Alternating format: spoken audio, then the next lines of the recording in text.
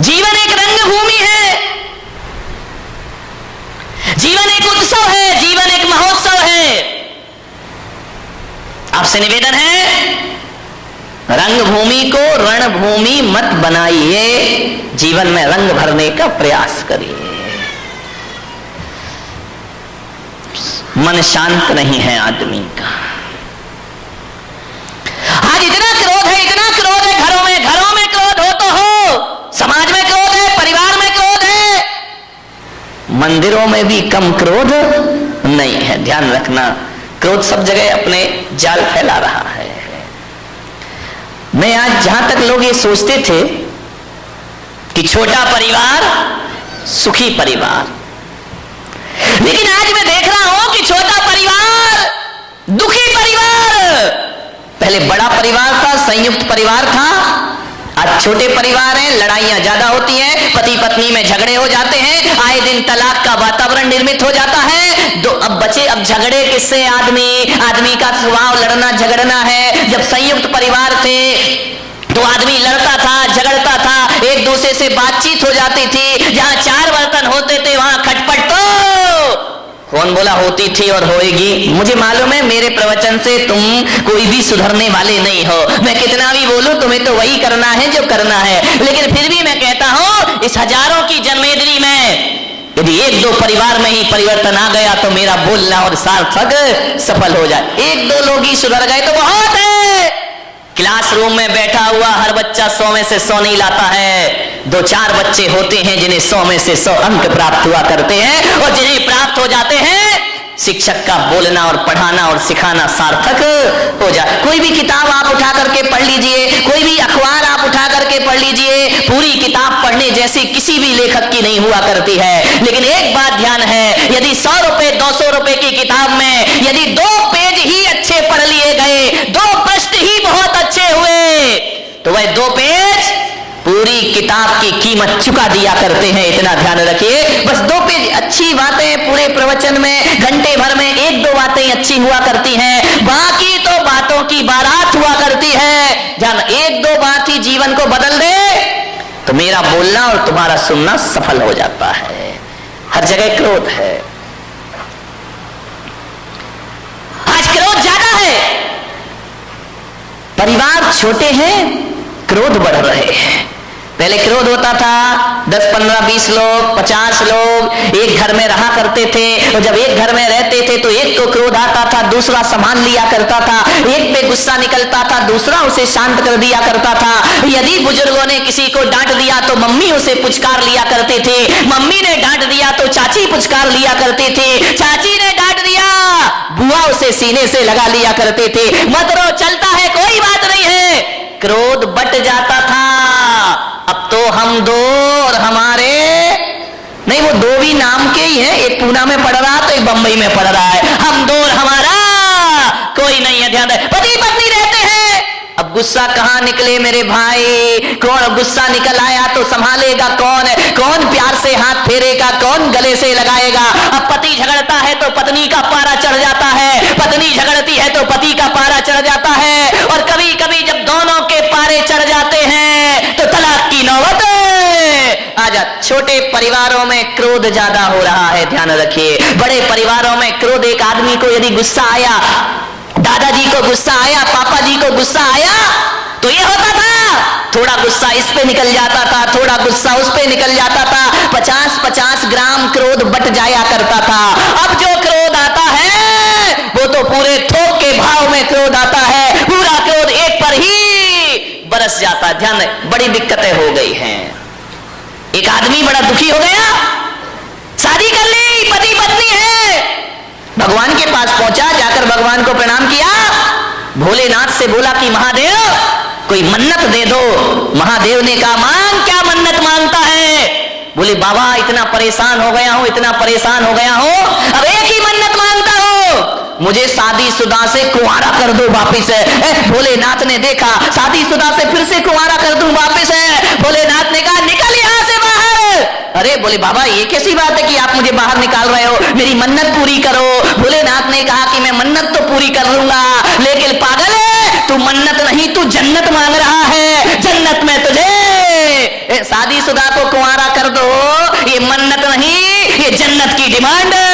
हुआ ध्यान रखना, तुम्हारा घर जन्नत बन सकता है, इसमें कोई भी डाउट नहीं है। थोड़ी सी समझदारी अपने अंदर रखिए, समझदारी आ गई तो घर को जन्नत बनने में ज्यादा देर नहीं लगा करती है। ध्यान रखिए। मान्यवर, आपसे निवेदन है, बड़ा परिवार था, सुखी था, आज छोटा परिवार है, दुखी है, एक ही बेटा है। अब बोलो भाई साहब प्रवचन में क्यों नहीं आते, क्या करें महाराज, दुकान जाना पड़ता है, दुकान खोलना पड़ता है, बेटे को बेटा पूना में पड़ता है। अब बताओ, अब आपका एक ही लड़का, मुझे तो अपना भविष्य खतरे में दिखाई देता, तुम्हारा दिखाई दे या नहीं दे, आपका एक ही बेटा है। मैं बच्चे को ये नहीं कह सकता तू सन्यास ले ले, बच्चे को मैं ये नहीं कहता तू दीक्षा ले ले। अब किसे सन्यास देंगे? तुम्हारा सहारा तो एक ही है। पहले 4 बच्चे होते थे, 5 बच्चे होते थे, एक बच्चा दुकान संभाल लेता था, पिताजी समाज संभाल लिया करते थे, कोई मंदिर संभाल लिया करता था। अब तो हमारे यहाँ संभालने वाला कोई नहीं, अब तो घर नौकरों के हवाले हमारे हो गए हैं, और दुकान जो हो गई है वह पार्टनरशिप में चला करती है। घर के बच्चे ही नहीं है, बहुत बड़ी बड़ी फैक्ट्री बन जाती है, और बच्चा अमेरिका में जाके पढ़ता है, वापिस लौट के नहीं आता, बाप बेचारा यहां रोता है, इस करोड़ों की फैक्ट्री का उत्तराधिकारी कौन हो। समस्याएं बहुत ज्यादा हो गई हैं एकल परिवार से। संयुक्त परिवार सुखी परिवार। ध्यान रखिए। मान्यवर, क्रोध ज्यादा बट गया, कलह ज्यादा हो गई, अब लड़ने की तो आदमी की आदत है। अब घर में यदि कोई मेंबर ही नहीं है, एक ही बचा तो झगड़ा तो फिर उसी से होगा। ध्यान रखिए। मान्यवर, कलह बढ़ गई हमारे घरों में, ऐसे बात करते हैं किसी से जैसे उस पर कोई एहसान कर रहे हो, जवाब नहीं दिए जाते हैं। हालात ये हो गए हैं कि पति बेचारा थका हारा घर पहुंचता है, आवाज लगाता है कि सुनती है, एक गिलास पानी लाके दे दे, प्यास लगी है बहुत। अब पत्नी क्या बोलती है, देख नहीं रहे, मैं सीरियल देख रही हूँ, टीवी देख रही हूँ, ऐसा करो जाके चुपचाप पानी पी लो, और हो सके तो एक गिलास मेरे लिए भी ले आए। हालात बहुत खराब है घरों के, स्थितियां भी, तुम तो पी लो और हो सके तो एक गिलास मेरे लिए भी पानी लेकर आ जाए। यही चल रहा है ना घर में। शर्माओ मत, देखो सही बता जो कुछ चल रहा है। मैं कोई प्रवचन कोई आकाश से उतर के तो आते नहीं है। एक महिला ने पूछा, महाराज एक बात बताओ, तुम्हारी शादी हुई? मैंने कहा मेरी तो शादी नहीं हुई है। बोले आपका परिवार था? मैंने कहा मेरा तो कुछ भी नहीं है। बोले कब दीक्षा ले ली? मैंने कहा बहुत छोटी सी उम्र में दीक्षा ले ली। तो बोले आप एक बात बताओ, तुमने शादी करी नहीं, तुम्हारे बच्चे हैं नहीं, तुम्हारी बीवी है नहीं है, फिर एक बात बताओ महाराज, ये तुम्हें घर की बातें कहां से पता चलती हैं? ये घर गृहस्थी की बातें कहां से जान लेते हो? अरे मैंने कहा मैं कहां जानता हूं। तो बोले आप इतनी बातें बोलते हो, इतना उदाहरण घर गृहस्थी के देते हो, ये बताओ महाराज तुमने ये सीखा कहां से? मैंने कहा मैंने कुछ नहीं सीखा देवी, तुम्हारे पति आते हैं मेरे सामने, रोते हैं, चले जाते हैं, अपनी घर की बातें तुम ही बता जाती हो, तुम अपनी बातें बताती हो, मेरा प्रवचन तैयार हो जाया करता है। और कहां से प्रवचन लाऊंगा? प्रवचन तो तुम्हारे बीच से बनेंगे, मैं कहां से लेकर आऊंगा? तुम ही आते महाराज, ये परेशानी, ये दिक्कत, वो दिक्कत है, बस मैं पॉइंट नोट करते जाता हूं, मेरी डायरी में प्रवचन तैयार हो जाया करता है। और प्रवचन आएगा कहां से? समाज की बातें समाज के बीच रखना पड़ती हैं। आपको उसी भाषा में समझाया जा सकता है, आपको शास्त्रों की भाषा में समझ में आने वाला नहीं है। उदाहरण भी वही दिए जाते हैं जिसमें आप सुबह शाम जिया करते हैं। ध्यान रखना, ये दिल की बातें दिल तक पहुंच जाया करती हैं, वरना ज्ञान की बातें एक कान से सुनो और दूसरे कान से निकल जाती हैं। ध्यान रखिए, बड़े परेशान हैं लोग, बहुत हैरान है लोग, क्रोध से परेशान हैं। अब क्रोध तो भाई आ ही जाता है, करोगे क्या करोगे? लाख कोशिश करो, क्रोध तो आ ही जा। जहां 4 बर्तन होते हैं वहां खटपट तो बोलो होगी, आगे भी। तो मेरा गला क्यों फड़वा रहे मेरे भाई? ध्यान रखिए। अरे 4 बर्तन है वहां खटपट तो, अरे लड़ाई कहां नहीं होती है? ये मत सोचो कि केवल तुम्हारे घर में लड़ाई होती है। लड़ाई तो महापुरुषों के घर में भी हुआ करती है, बड़े बड़े ज्ञानियों के घर में झगड़ा हुआ करते हैं। अब आप भी बताइए, जिन्हें दुनिया महापुरुष बोलती है, आदर्श पुरुष माना करती है, लड़ाइयां तो उनके घरों में भी हुआ करती हैं। अब ये महाभारत बताओ, कोई गरीब घरों की लड़ाई तो थी नहीं, ये महापुरुषों के घरों की लड़ाई थी। महाभारत दो भाई भाई लड़ रहे हैं, वो भी तो एक झगड़ा ही था ना। कौरव और पांडव ये महापुरुष गिने जाते हैं, इनके घरों में भी झगड़ा हुआ करता था। रामायण में सिंहासन को लेकर के झगड़ा हो गया, राम के घर में भी झगड़े होते हैं, दुर्योधन के घर में झगड़े हुआ करते हैं, युधिष्ठिर के घर में झगड़े हुआ करते हैं। झगड़ा कहां नहीं होता मेरे भाई, भरत बाहुबली का ये झगड़ा नहीं तो क्या था, ये भी तो एक झगड़ा था। ये मोक्षगामी लोग, ये सम्यक दृष्टि लोग, यहां इनके घरों में भी झगड़े होते थे और बड़े आदमियों के घरों में भी झगड़े होते हैं। मुकेश अंबानी, अनिल अंबानी, ये झगड़ा नहीं तो क्या पेस्टीज रगड़ा है, विचार करिए। झगड़ा तो इनके घर में भी, प्रमोद महाजन, प्रवीण महाजन, झगड़े तो इनके भी घर में हुआ करते हैं। ऐसा कोई नहीं है जिसके घर में बारामती के घरों के बारे में मुझे नहीं मालूम है, यहाँ झगड़े हैं या नहीं है। होशियार मत बनो कि हमारे यहाँ झगड़े नहीं है, घर घर की कहानी है, इसलिए तो महिला देखती है कहानी घर घर। विचार करिए, सास भी कब हुई? नहीं, वो बहू थी बेचारी, पहले भी बहू थी और आज भी बहू है, वो सास बनने का मौका ही कहां मिला है उसको। ये हालात है हमारे घरों में, लड़ाई है, झगड़े हैं, विवाद है। महापुरुषों के घरों में भी झगड़े होते थे, आपके घर में भी झगड़े होंगे। लेकिन एक बात मेरी आपसे निवेदन है बड़ी विनम्रता के साथ, कि झगड़े तो सब घर में होते हैं, तू मैं हो जाती है, एक दूसरे के अहंकार को चोट पहुंच जाती है। लेकिन मैं आपसे एक निवेदन करूंगा, लड़ लेना, झगड़ लेना, जितना लड़ना हो लड़ो, जितना झगड़ना है झगड़ लो, लेकिन बारामती वालों बोल चाल बंद मत करिए। लड़ाई हो जाए, कुछ कह दिया, डांट दिया, फटकार दिया, कुछ बोल दिया, बोल चाल बंद यदि आप कर देंगे तो सुलह के सारे रास्ते बंद हो जाएंगे हमेशा को।